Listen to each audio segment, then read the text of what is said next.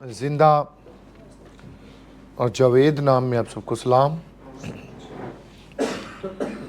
उसकी बड़ी शुक्रगुजारी हो जिस तरह तकरीबन सभी ने इस बात को दोहराया, रिपीट किया, और अपने कोरियन जो भाई हैं उनका भी थैंक्स किया, शुक्रिया किया। और साथ ही एक और बात भी मैं करता चाहूँ।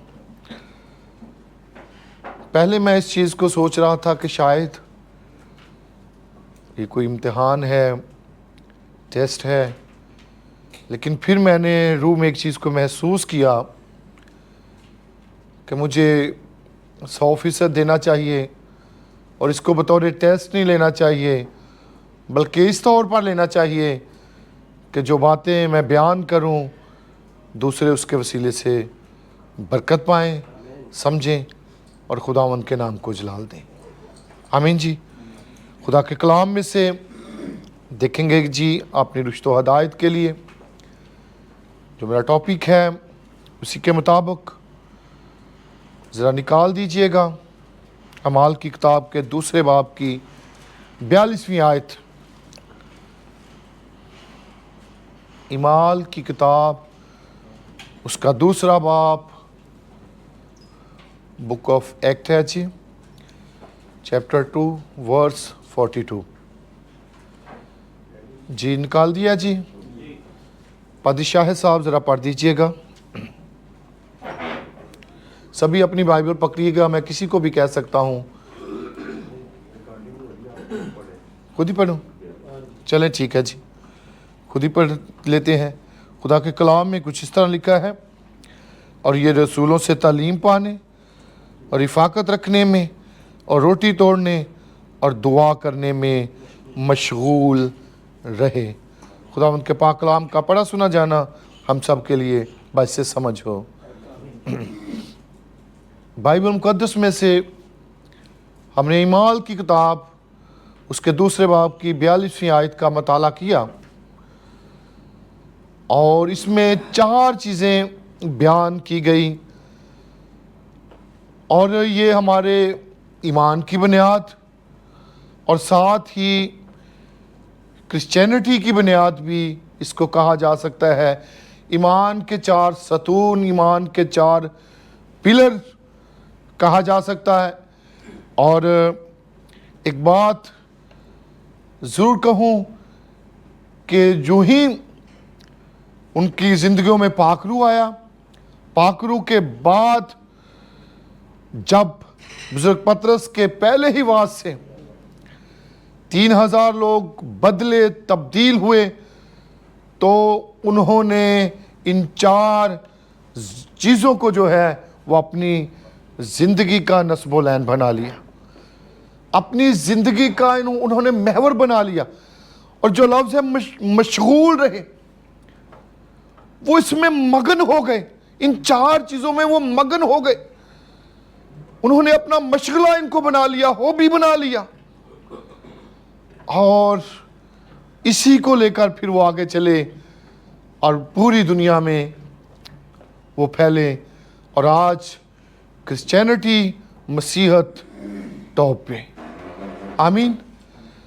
और इनमें पहली चीज़ जो मुझे टॉपिक दिया गया है क्या है जी? वाह, खुदा का कलाम। खुदा का कलाम, इसके मुताल्लिक मैं बात करना चाहूँगा। खुदा का कलाम बाइबल मुक़द्दस दुनिया में सबसे ज़्यादा प्रिंट होने वाली बुक कौन सी है भला? कोई बता सकता है जी? दुनिया में सबसे ज़्यादा प्रिंट होने वाली बुक बाइबल मुक़द्दस। और दुनिया में सबसे ज़्यादा पढ़ी जाने वाली बुक कौन सी है भला? कोई बता सकता है? बाइबल मुक़द्दस। दुनिया में सबसे ज़्यादा प्रिंट होने वाली, सबसे ज़्यादा पढ़ी जाने वाली किताब बाइबल मुक़द्दस है। और दुनिया में बड़ी बुक्स पढ़ाई जाती, पढ़ी जाती, लेकिन वो ज़िंदगी को बदल नहीं सकती। आमीन किसी ने नहीं कहा? आमीन।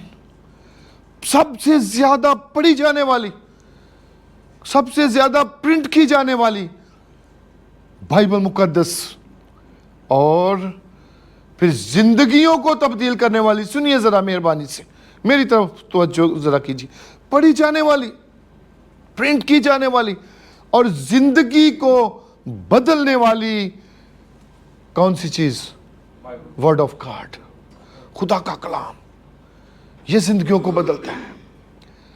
जितना मर्जी पढ़ ले, जितनी मर्जी कुतुब का मताला कर ले, लेकिन वो आपको आसमान की बादशाही तक नहीं ले जा सकती। अगर कोई चीज आपको आसमान की बादशाही तक ले जा सकती है तो वो कौन सी चीज है जी? वर्ड ऑफ गॉड, खुदा का कलाम। और जब हम इसको पढ़ते, इसको सुनते, इस पर अमल करते, तो हम मुबारक ठहरते। कलाम मुकद्दस के ये आयत हमने चूंकि पढ़ ली, खुदा का कलाम, खुदा का कलाम, इसके मानी और मफ़हूम जो है, इसके मुतल्लक थोड़ी सी बात करता जाऊं। ये क्या है? ये खुदा की आवाज़ है। ये क्या है? खुदा के मुंह से निकली हुई बातें क्या कहलाती हैं जी? कलाम। खुदा के मुंह से निकली हुई बातें खुदा का कलाम कहलाती हैं। इसलिए इसकी आयत भी हमें मिलती है, इब्तिदा में कलाम, कलाम खुदा के साथ, और यही कलाम खुदा। एक बात याद रखे, खुदा को और उसके कलाम को अलग नहीं किया जा सकता। जैसे मुझको और मेरी आवाज को अलग किया जा सकता है। आप दूसरे कमरे में भी बैठे हुए होंगे, मेरी आवाज सुनेंगे, क्या कहेंगे जी? ये कौन बोल रहा है? क्यों जी? जो ही मेरी आवाज सुनेंगे कहेंगे। इसलिए खुदा को और खुदा के कलाम को कभी जुदा नहीं किया जा सकता, कभी अलग नहीं किया जा सकता। और खुदा ही कलाम है।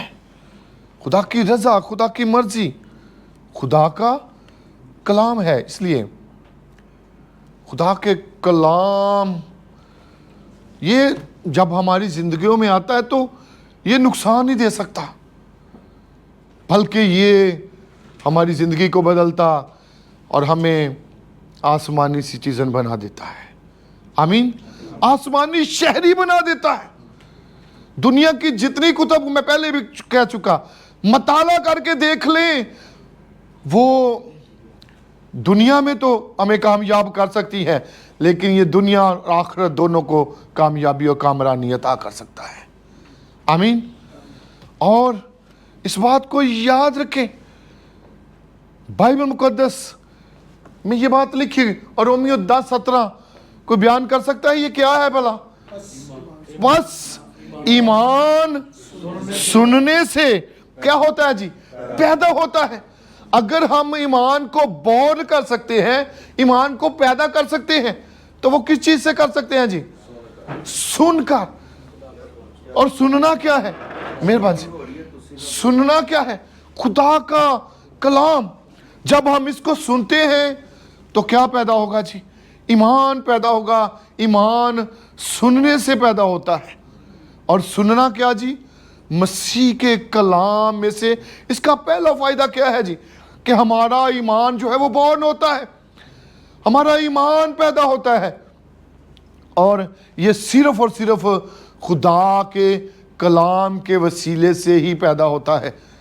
अभी एक आयत, पिछले सेशन में हमने उस आयत को देखा, यूहन्ना की अंजील के 5वें बाब की 24वीं आयत।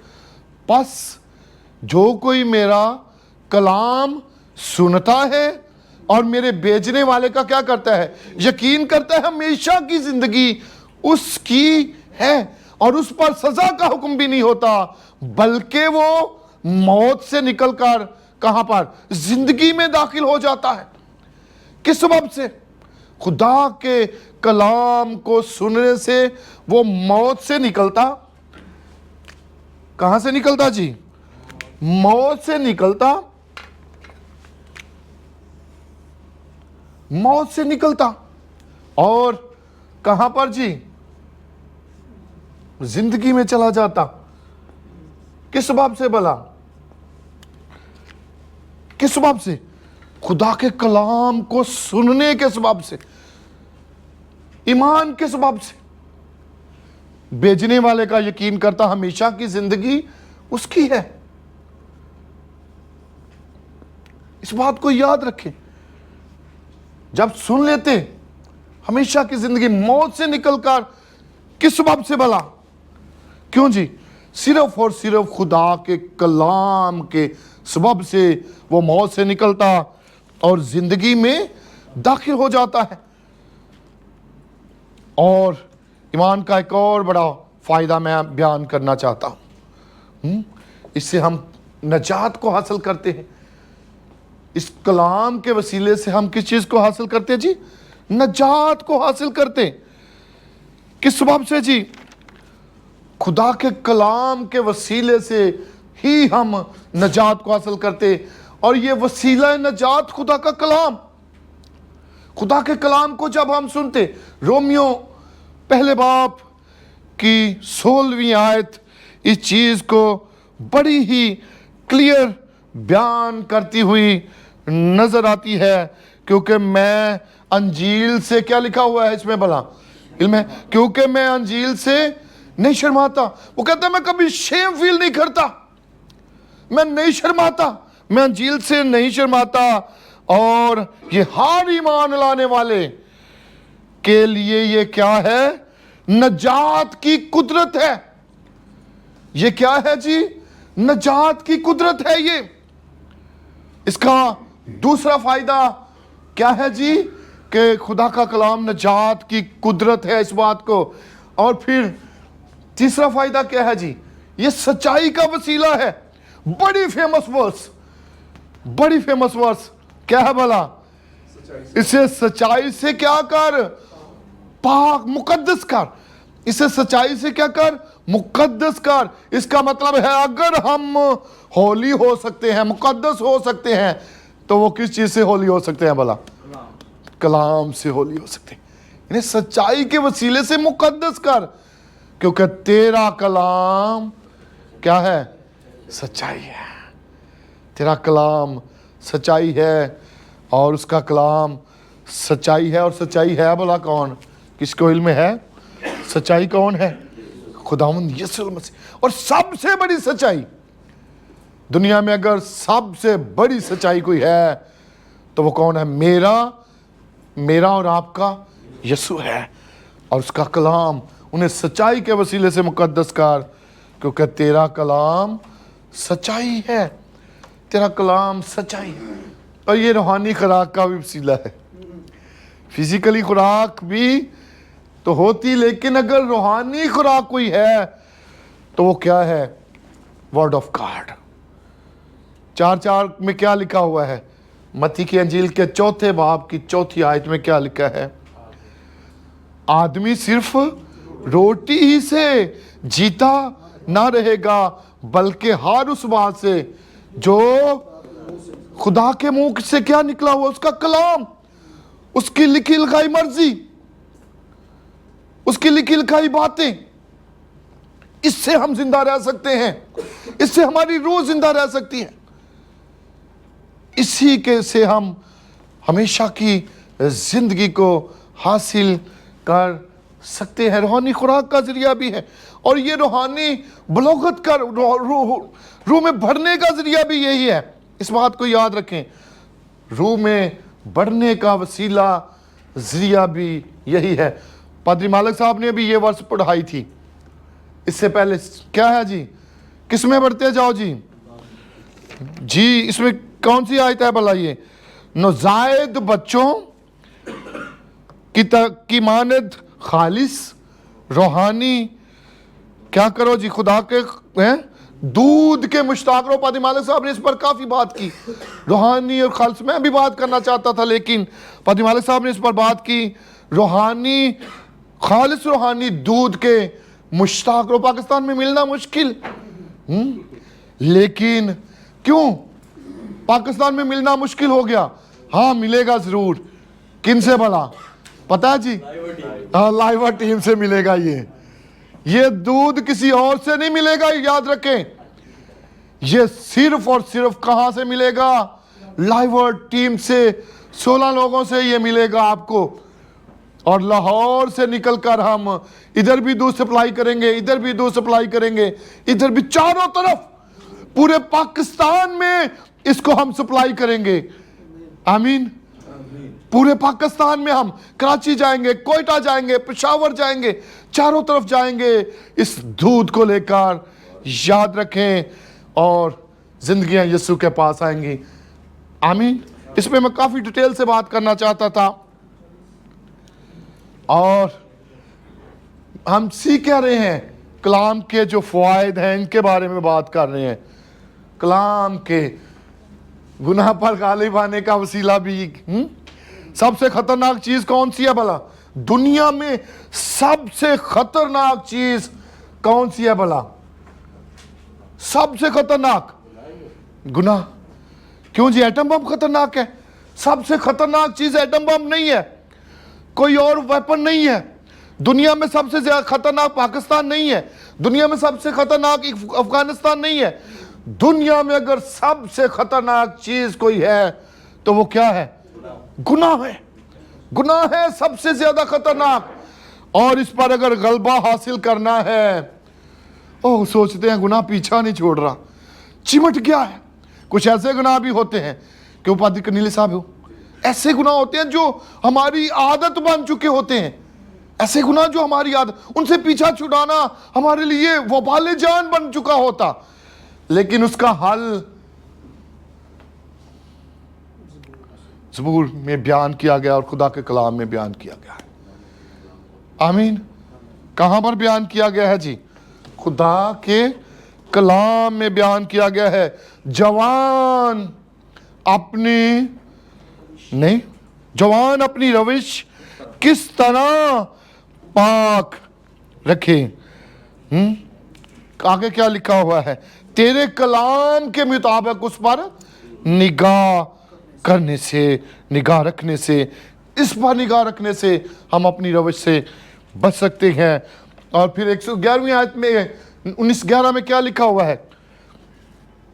मैंने तेरे कलाम को कहां पर रख लिया? कहां पर जी?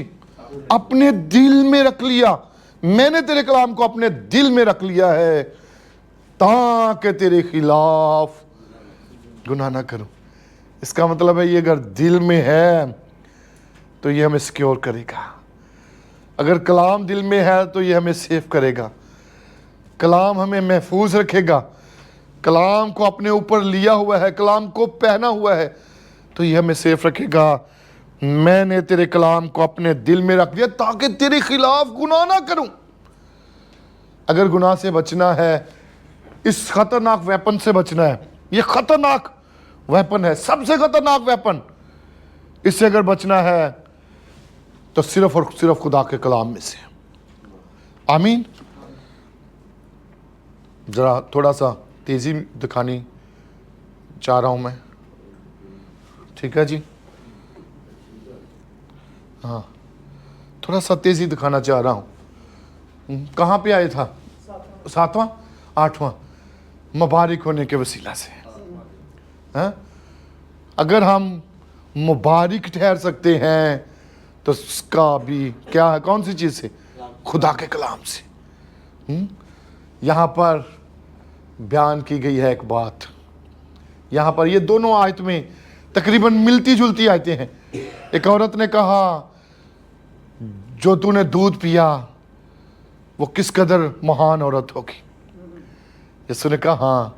यहाँ पर एक लफ्ज़ यीशु ने कहा हाँ, लेकिन और एक लफ्ज़ इस्तेमाल किया, मगर। कौन सा लफ्ज़ जी? मगर ज्यादा मुबारक वो है जो मेरे कलाम को सुनता और उस पर अमल करता है। एक और इसी हवाले में एक और बात भी यहां पर बयान की गई है। उसकी मामा आ गई उसके बहन भाई आ गए, जल्दी से मैसेज भेजा, यसु तुझे अभी तक पता नहीं चला, तेरी माँ और तेरा भाई बाहर आए, तेरा इंतजार कर रहे हैं। आंसर क्या था? मेरी माँ और मेरे भाई असल में है कौन? जो मेरा कलाम सुनते और इस पर अमल करते हैं, वो मुबारक है। इसलिए हम अगर मुबारक ठहरना चाहते हैं तो उसका एक ही हल है, वर्ड ऑफ गॉड, खुदा का कलाम। आमीन। खुद को परखने का अगर कोई चीज़ है, किसी में हम किसी को जान सकते हैं, परख सकते हैं, तो वो भी खुदा का कलाम ही है। इससे हम अपने आप को परख सकते हैं, इससे हम अपने आप को जान सकते हैं, इससे हम अपने आप को चेक कर सकते हैं, इससे हम अपने आप को, क्यों? इसमें आयत भला क्या लिखी हुई है? क्योंकि खुदा का कलाम जिंदा और मुअस्सर। कोई चीज़ हम, ये जिंदा है, याद रखें, ये जिंदा है। क्यों ये जिंदा है भला? ये जिंदगियों को बदलता है, हमें जिंदगी फूंक देता है। और बाइबल फरमा रही है ये जिंदा है। और साथ ही अगर कोई चीज मुअस्सर है तो वो कौन सी चीज है? वर्ड ऑफ गॉड, खुदा का कलाम जिंदा और मुअस्सर और हर एक दोधारी तलवार से ज्यादा, हर एक दोधारी। इसमें मैं गौर कर रहा था सुबह, हर एक, दुनिया में और भी कुतुब हो सकती, आगाज ही में मैंने कहा दुनिया में और भी होली कुतुब हो सकती हैं। जितने भी अध्ययन हैं, उन अध्ययन के पास एक एक होली उनकी होगी जिस पे वो बिलीव करते, लेकिन सबसे ज्यादा बंद में गुदे गुदे में से गुजर कर अगर दिल तक रसाई करती, अगर असर करती है और दिलों और ख्यालों को जांचने के लिए अगर कोई चीज़ है तो वो खुदा का कलाम है। आमीन, हालेलुया। और फिर एक और आगाही का जरिया भी यही है।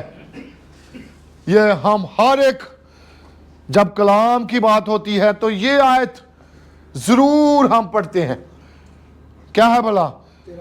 तेरा कलाम मेरे कदमों के लिए चिराग और मेरी राह के लिए रोशनी। आगाही, भाई रोशनी आ जाए, बड़ा अंधेरा हो, हम गिर सकते हैं, हम टूट सकते हैं, हम कोई भी हमें मसला हो सकता है, लेकिन उस मसले का हाल आगाही क्या है? खुदा का कलाम है। रोशनी कौन सी चीज़ है? खुदा का कलाम है। और दुआओं के जवाब का वसीला भी खुदा का कलाम है। ये आयत बड़ी ज़बरदस्त खुदावंद यीशु मसीह ने यूहन्ना की अंजील के 15वें बाब की 7वीं आयत में इस बात को बयान किया, अगर तुम मुझ में कायम रहो और मेरी बातें, खुदा का कलाम, मेरी बातों से मुराद कलाम, अगर तुम मुझ में कायम रहो और मेरी बातें तुम में कायम रहें तो जो मांगो वो तुम्हारे लिए, दुआ में जो भी मांगो वो तुम्हारे लिए हो जाएगा। अगर उसका कलाम हमारी जिंदगी में है तो फिर जो भी हम मांगेंगे, चाहेंगे, वो हमारे लिए हो जाएगा। जल्दी जल्दी मैं नतीजे पे आ गया हूँ, जल्दी जल्दी मैं रिजल्ट पे आ गया, चूँकि 10 पॉइंट थे, थोड़ा मुश्किल था। नतीजा मैंने इसको क्या दिया है? पैदाइश की किताब, ये पहले पॉइंट का नतीजा मैं दे रहा हूँ जी, ठीक है जी। पहले पॉइंट का पैदाइश की किताब के 2 बाब की 17वीं आयत और पैदाइश की किताब के 3 बाब की 4थी आयत में पहला गुनाह क्या है भला? पता है जी? पहला गुनाह हम किसको? फल खाने को कह देते, लेकिन पहला गुनाह क्या है भला? पता है जी? पहला गुनाह जरा निकाल दिएगा मेरे साथ, जरा जी, पहले देखिएगा, निकालिएगा मेरे साथ जल्दी से जी। 2 बाब की कौन सी आयत है जी? 17वीं आयत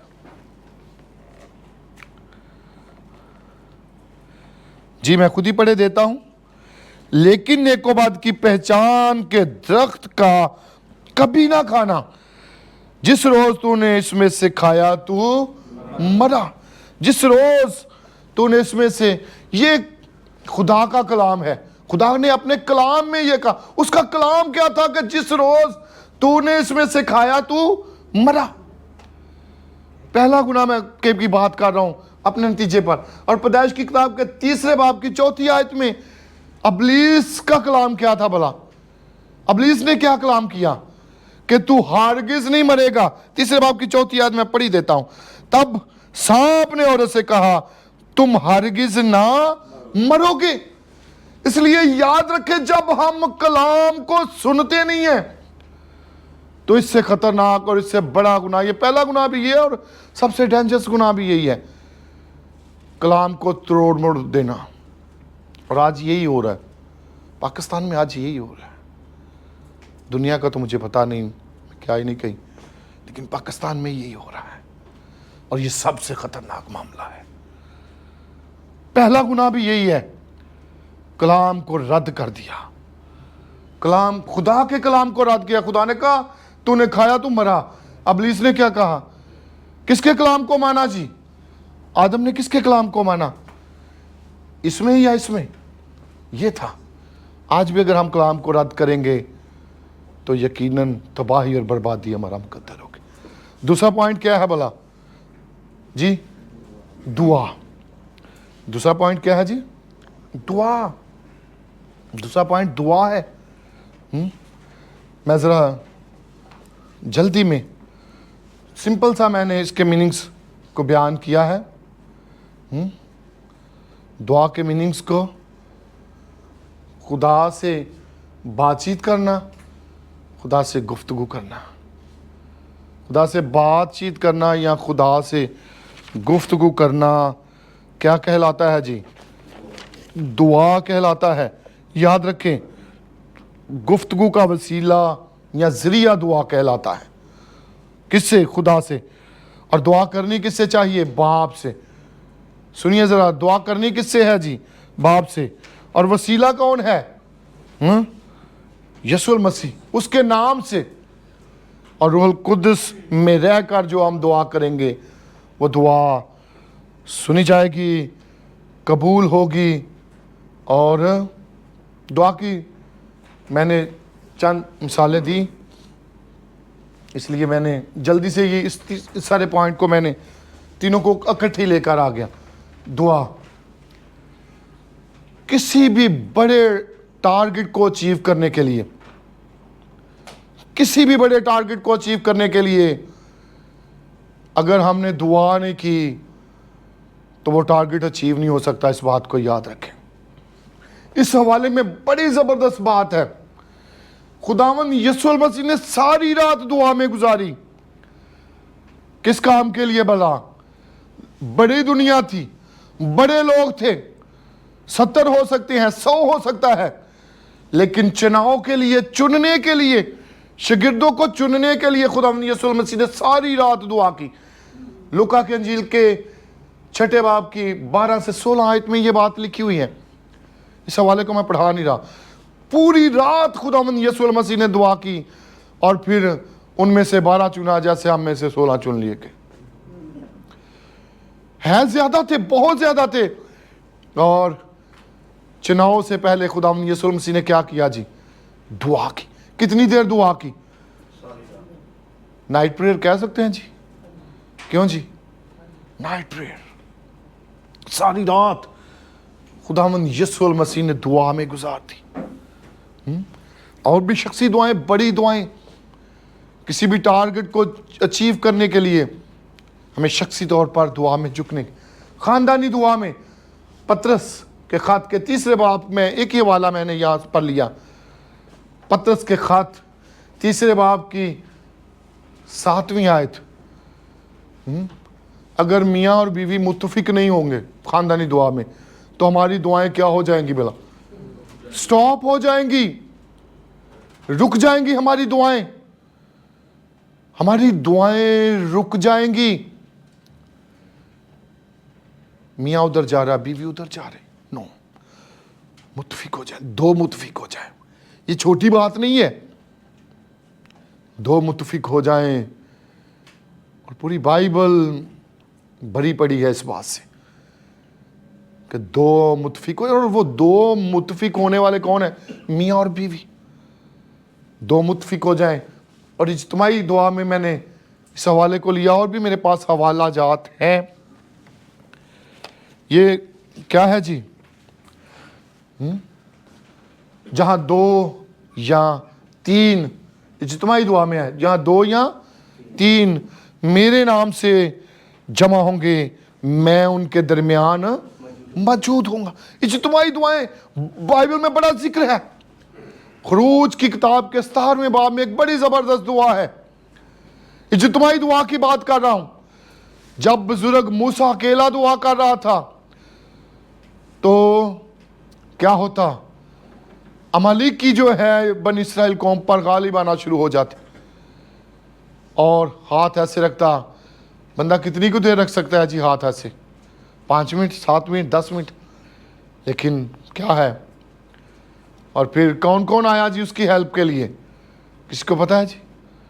बुजुर्ग मूसा के हारून आया, हूर आए, और एक ने उधर से पकड़ लिया, एक ने उधर से पकड़ लिया, यूनाइट होकर, मुत्फिक होकर।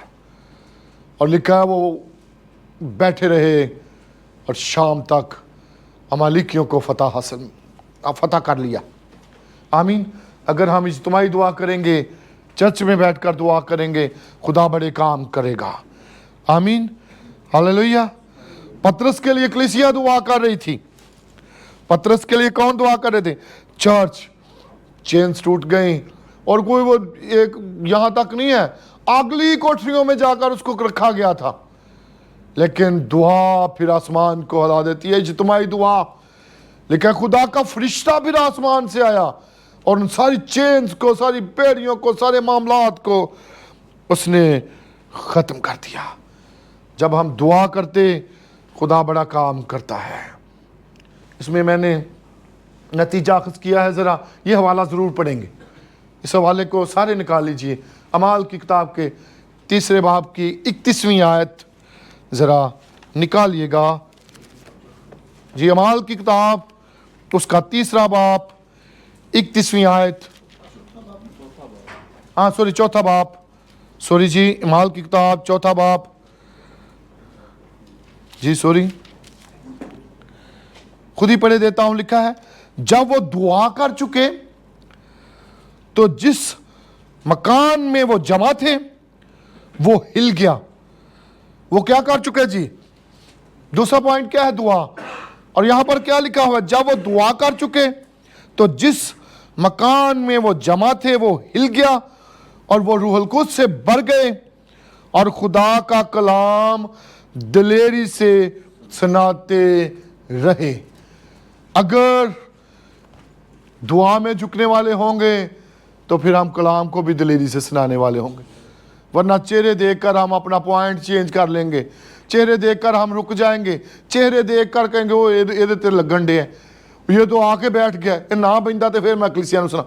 नो, अगर दुआ में झुक कर खुदा के कलाम को बयान करेंगे तो फिर दिलेरी खुदा अता करेगा। आमीन जी। तीसरा पॉइंट,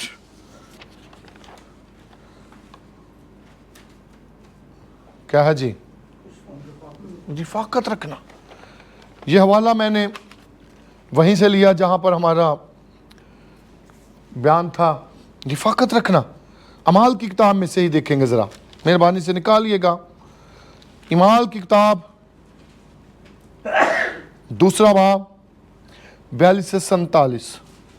रिफाकत रखने में 2 बाब की 42 से 47वीं आयत तक हम इसको पढ़ेंगे। लिखा हुआ है, और ये रसूलों से तालीम पाने और रिफाकत रखने में और रोटी तोड़ने और दुआ करने में मशगूल रहे, और हर शख्स पर खौफ छा गया, और बहुत से अजीब काम और निशान रसूलों के ज़रिए से ज़ाहिर होते थे, और जो ईमान लाते वो सब एक जगह रहते थे। यह है रिफाकत। वो कहाँ रहते थे जी? वो सब एक जगह रहते थे। हम 4 दिन से कहाँ पर हैं जी? एक जगह पर। और मैं समझता हूं ये रिफाकत बेकार नहीं है। हमारे कोरियन भाई जब चले जाते हैं 8 बजे के बाद, तो फिर हमें एक बात कह कर जाते हैं। वो बात क्या है भला? यहीं बैठकर आप फेलोशिप करें। एक ग्रुप बना लें, 2 ग्रुप बना लें, यहीं बैठकर आप फेलोशिप करें।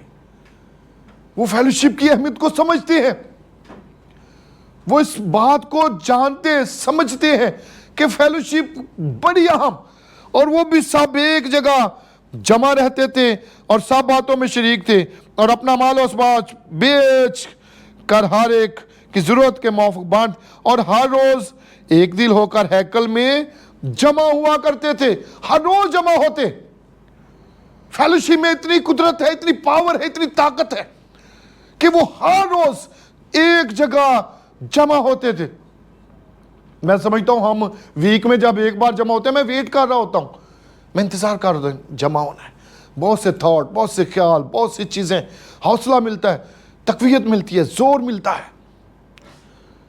रफाकत रखने के सबब से जोर मिलता, ताकत मिलती। रोमियो के खात 15वें बाप की 5वीं और 6ठी आयत में ना निकाली, जरा बस लिख लीजिए या लिखना अगर आप मुनासिब समझ रहे हो तो। लिखा है वो यक दिल और यक जुबान थे। यक दिल और यक जुबान थे। इतनी ज्यादा उनमें अंडरस्टैंडिंग थी, इतना ज्यादा वो वक्त गुजारते थे। और यीशु मसीह के साथ शिगिरजा वक्त गुजारते थे, रफाकत में रहते थे, वक्त गुजारते। वो यीशु जैसे ही हो चुके थे। हम किसी के साथ रहते हैं, उसका असर जरूर लेते हैं। बुरे बंदे से के साथ बैठे तो बुरा असर, और अच्छे बंदे के साथ बैठेंगे, अच्छे लोगों के साथ हमारा बैठना होगा, अच्छी सोबत लेंगे, रफाकत असर करती है। इसलिए वो चाहते थे कि हम फेलोशिप में रहें, फेलोशिप में वक्त को गुजारें। जब और यीशु मसीह फेलोशिप को इतना अहमियत देते थे कि उसने 12 को सिलेक्ट किया, फिर एक और हल्का बना लिया, 3 का हल्का बनाया हुआ था, 3 का, फिर 70 को भेजा फेलोशिप, 2-2 करके 70 को भेजा। एक को नहीं भेजा, 2-2। हम रूम में कितने ठहरे हुए हैं? 2-2। पादरी शाह साहब अकेले हो गए, वो कह रहे मैं अकेला हो गया। कल वो कह रहे थे इतनी ज्यादा 2-2 की यार फेलोशिप, रफाकत। एक अगर कोयले जल रहे हों और जलते हुए कोयले को यहां से उठाएं और थोड़ा सा इधर रख दें, क्या होगा जी? बुझ जाएगा। फेलोशिप की अहमियत इतनी है, फेलोशिप की कदर इतनी है। और अगर कोयले जल रहे हो, इधर एक बुझा हुआ कोयला पड़ा हो, उस बुझे हुए कोयले को पकड़कर जलते कोयलों में रख देंगे तो क्या होगा? वो भी जलना चाहिए। रिफाकत रखने में, ये बड़ी जबरदस्त रिफाकत रखने में। वो रिफाकत में रहते, याद रखें, बड़ी जबरदस्त चीजें हैं भाई। अगर फिंगर, सुनिए जरा, फेलोशिप की बात कर रहा हूं, ये बड़ी अहमियत है। इस एक फिंगर से मैं ये गिलास उठाने लगा हूं, इस गिलास को मैं उठा सकता हूं?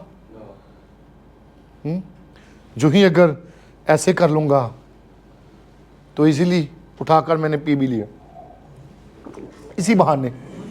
ये फेलोशिप की ताकत है, याद रखें। पादी खालिद मुश्ताक साहब एक बात कर रहे थे, भाई बारात में सबसे ज्यादा अहमियत किसकी होती है? दुल्हे की होती है। सबसे ज्यादा अहमियत किसकी होती है? दुल्हे की। और अगर अकेला ही दुल्हा उधर इधर फिर रहा हो, हार भी पहने हुए सब, तो क्या उसको कहेंगे? माइटल कहेंगे, पागल कहेंगे, उसको पागल कहेंगे। और अगर उसके साथ बाराती होंगे, क्यों जी, अच्छा लगेगा।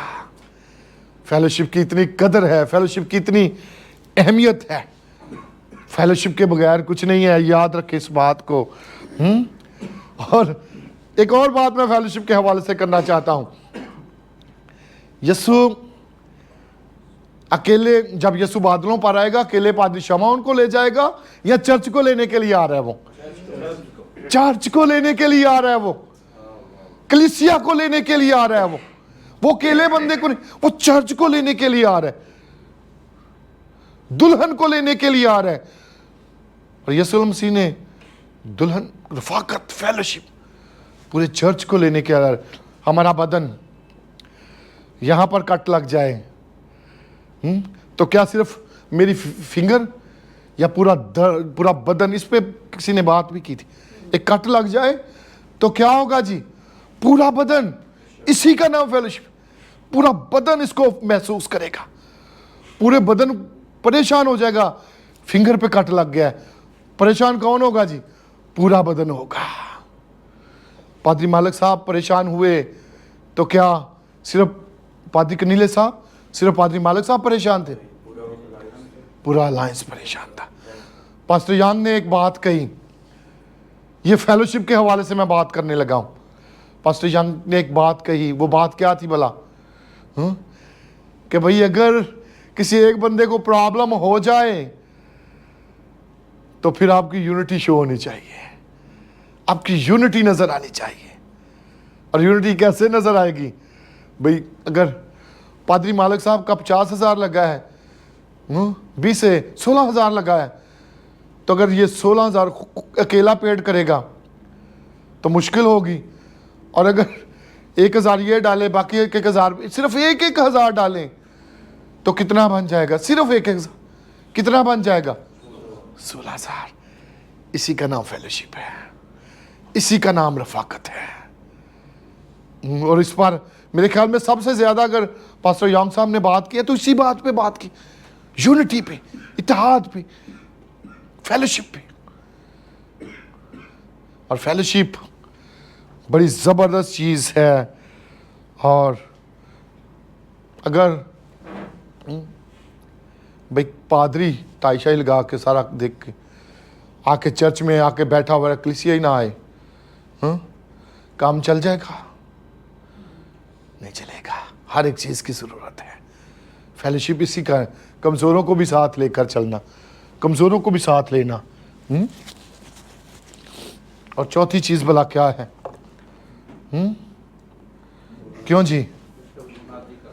मनादी करना, एवेंजलिज्म, एवेंजलिज्म, मनादी करना। यूहन्ना की अंजील 4 बाब की 35वीं आयत जरा निकालिएगा। हमने क्या करना है? मनादी करनी है।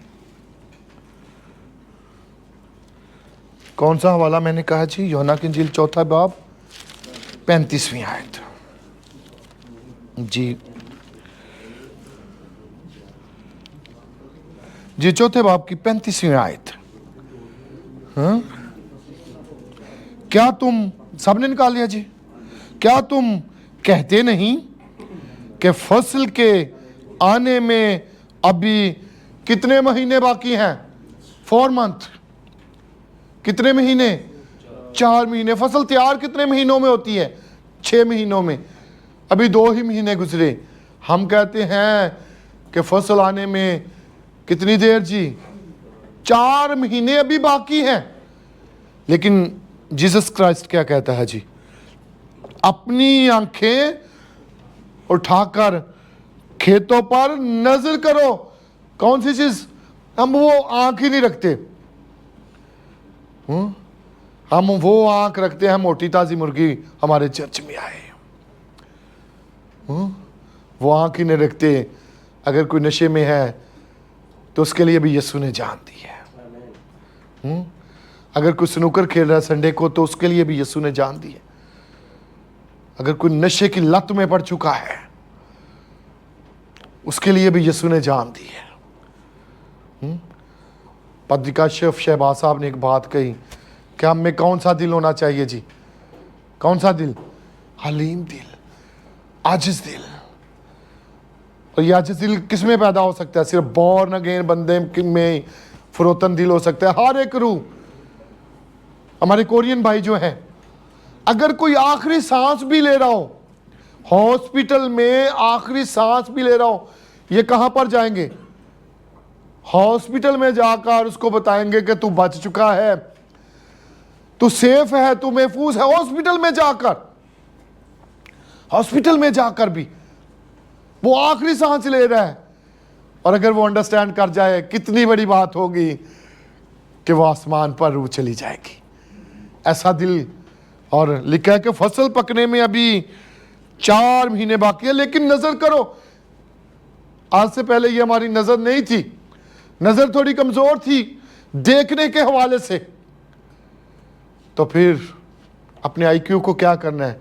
दुरुस्त करना है, और दुरुस्त करके हर एक रूह यीशु ने उसके लिए जान दी है।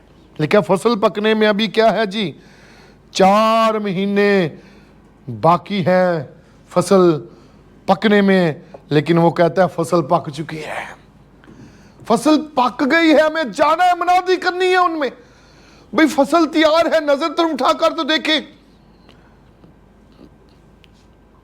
फसल पक चुकी, फसल तैयार है, और हमने मनादी करनी है, हमने खुशखबरी को सुनाना है, हमने मनादी करनी है, एवेंजलिज्म करनी है। और करनी किस चीज की है? सबसे अहम बात यह है कि भाई हॉस्पिटल में जाकर वो भाई या बहन आखिरी सांसें ले रहा होता है, तो उसको उनको क्या बताते हैं? तो बच चुका है, तो सेफ है। 2000 साल पहले तेरे लिए यीशु ने जान दे दी, तू महफूज है। वो दुनिया का गुनाह उठाकर ले गया, गो तू आखिरी सांस ले रहा है, लेकिन तेरे लिए भी यीशु ने जान दी है। इसलिए हमें बताना क्या है? खुशखबरी की मनादी है। मनादी सिर्फ खुशखबरी की है, गॉस्पल, खुशखबरी की मनादी, कोई और मनादी नहीं, मनादी या मनादा नहीं, सिर्फ खुशखबरी की मनादी, अंजील की मनादी। और इसके लिए तैयार है मामला। ये नहीं है खेत तैयार करने की जरूरत होगी, सारे मामले को, खेत तैयार हो चुका, फसल तैयार हो चुकी, और जाकर करनी है। और करनी किसकी है? यीशु की। और क्या करना है? यीशु कौन है, यीशु मसीह कौन है, इसके बारे में उनको बताना है। यीशु कौन है? कभी कभी हम या हमारी कलीसिया के एल्डर या जो वुमेन बहनें होती हैं, वो जाकर बताओ साडा पादरी बड़ा सोना कलाम सुनांदा है, बड़ा वधिया कलाम सुनांदा है। ताई शाही तो वो उतारते नहीं है, बड़े वेल एजुकेटेड है पादरी साहब है हमारे, चर्च हमारा बड़ा खूबसूरत, सारे इंस्ट्रूमेंट हमारे पास मौजूद, हमारे चर्च में आए, पादरी साहब से कलाम सुने, पादरी साहब बहुत अच्छा कलाम सुनाते हैं। क्या इस चीज़ की मनादी करनी है? पादरी साहब जी। क्यों जी? पादरी साहब की मनादी? किसकी मनादी? यीशु की, इसकी मनादी। अगर कोई ये बताए पादरी साहब बड़े अच्छे हैं, पादरी खालिद मुश्ताक साहब के बारे में यकीनन इनकी कलीसिया बताती होगी, कभी टाई से मैंने नहीं देखा इनको, लेकिन अगर कोई ऐसा करता हो तो उनको बताएं, नहीं यीशु के बारे में बताएं। अगर यीशु को लेना है, नजात को लेना है, हमेशा की ज़िंदगी को लेना है, तो हमारे चर्च में आए। आमीन। यीशु को लेना है तो कहाँ आए? हमारे चर्च में आए, और हम बताएंगे यीशु क्या है, कौन है, और उसने हमारे लिए किया क्या है। और यही खुशखबरी है। हम इसके बारे में पादरी मालिक साहब से, पादरी शाह साहब से हमने बड़ी डिटेल के साथ इस बात को हमने जाना है। ये बड़ी है, इसकी मनादी करनी है, हमने मनादी करनी है तो इसी की मनादी करनी है। कभी कभी हम अपने फोकस से हट जाते हैं, कभी कभी हम अपने टारगेट से हट जाते हैं। मैंने एक भाई से एक मिसाल सुनी और मैं ज़रूर बयान करना चाहूँगा। एक शख्स था, उसने एक शिकारी जानवर को पाला हुआ था, और वो उस शिकारी जानवर को लेकर जंगल में गया, और जो ही जंगल में गया तो सामने एक हिरन था। उसने अपने शिकारी जानवर को कहा हिरन को पकड़ना है। वो हिरन के पीछे भागा, दौड़ा हिरन के पीछे, और जो ही वो हिरन से के पीछे भागा शिकारी जानवर, तो क्या आया कि सामने से उस एक लूमड़ी ने उसका रास्ता काटा, उस शिकारी जानवर का। उसने हिरन को छोड़कर किसके पीछे? लूमड़ी के पीछे उसने भागना शुरू कर दिया, लूमड़ी के पीछे दौड़ना शुरू कर दिया। जो वो लूमड़ी के पीछे दौड़ा तो उसका रास्ता खरगोश ने काट दिया। वो लूमड़ी को छोड़कर किसके पीछे उसने भागना शुरू कर दिया? खरगोश के पीछे। वो बड़ी तेजी के साथ खरगोश के पीछे भाग रहा है और फिर भाग रहा है तो एक चूहा आया और उस चूहे ने उसका रास्ता काटा। उसने खरगोश को छोड़कर किसके पीछे? चूहे के पीछे भाग रहा है। चूहा बिल में और वो शिकारी जानवर क्या है जी, बिल के ऊपर बैठा हुआ है, इंतजार कर रहा है, वेट कर रहा है। कभी कभी हम अपने टारगेट से हट जाते। शिकार किसका करना था? हिरन का। इस कहने से मुराद फोकस, हमारा फोकस।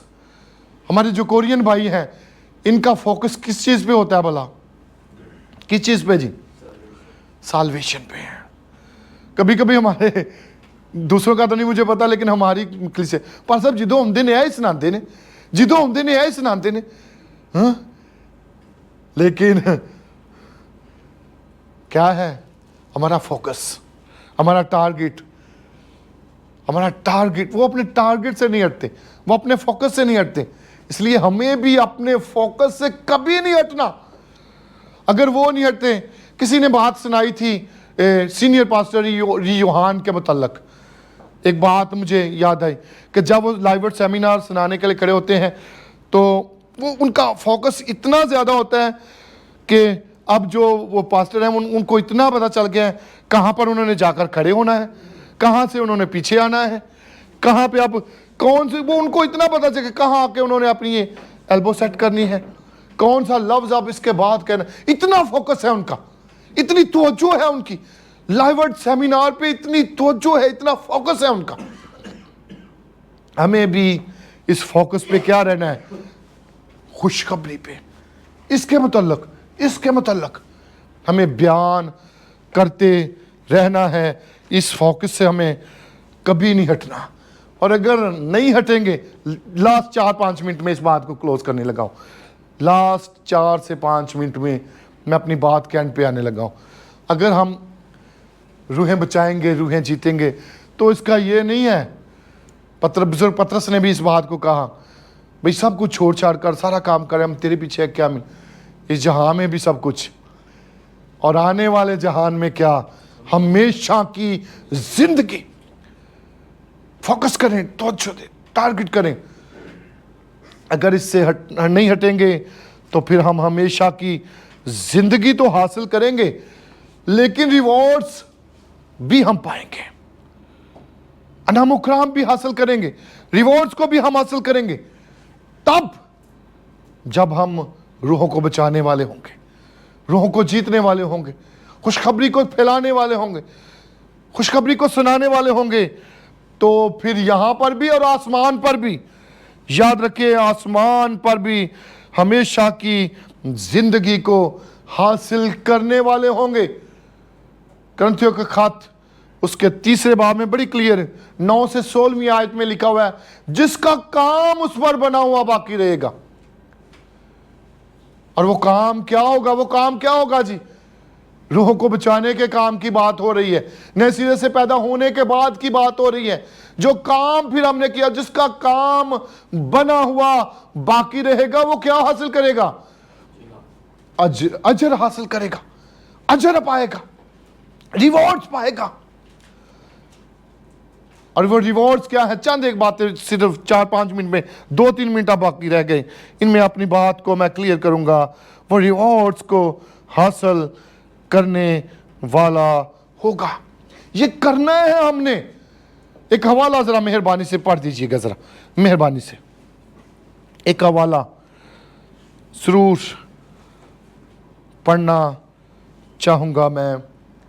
करंथियों के नाम खत में से 9वें बाब की 16वीं आयत। पहला जी, 1 मिनट मुझे भी निकाल लेने दीजिए जरा जी,